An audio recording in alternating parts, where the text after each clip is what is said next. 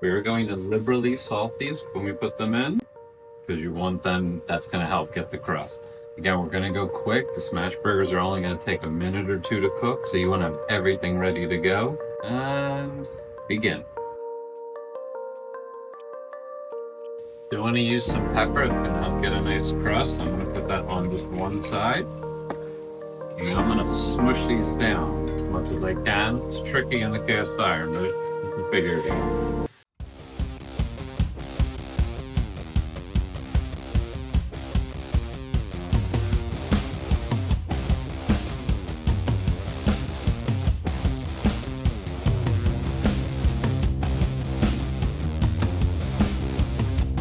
These look and smell amazing. Be careful with your cast iron. You know, the handle's super hot. It's been like 6 seconds, right? Let's take a bite.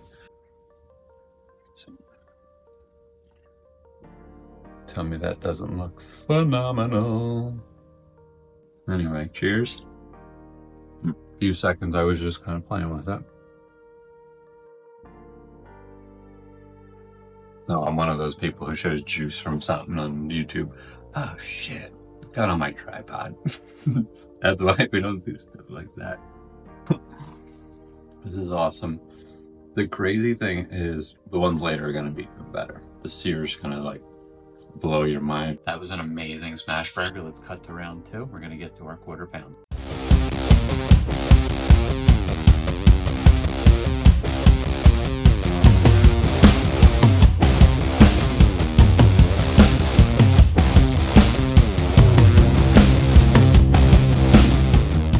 All right, we are back. We are not done.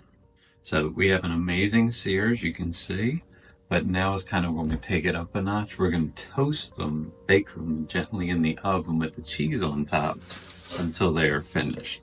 Now for the moment, I'm just going to do one, but you can clearly see how red that is.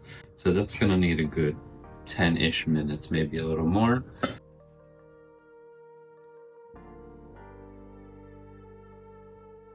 I'm not going to put any ketchup on the start. I can see the juices dripping out of this thing. It's going to be so good. Oh my god. Still a little red, but I don't like perfectly done. It almost tastes like a steak compared to a smash burger, like seriously.